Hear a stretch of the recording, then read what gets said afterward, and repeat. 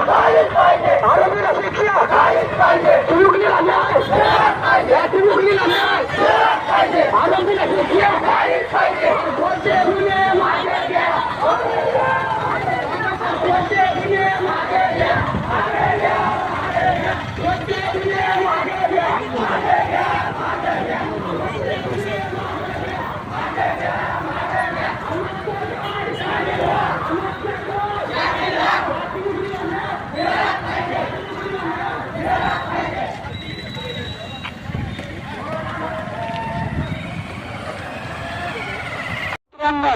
याच्यामध्ये सहभाग नोंदवून आमच्या 3 बांधवावर खोटे गुन्हे दाखल केले आहेत. कारण की कशासाठी बाबा ह्या फोस्को मध्ये आणि अॅट्रॉसिटी मध्ये ते येऊन साक्ष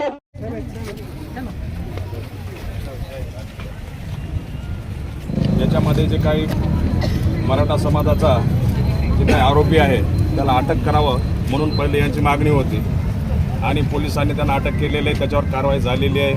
ज्यावेळेस गुन्हा घडला त्याच दिवशी पण आपण कायदेशीर गुन्हा दाखल केलेला आहे.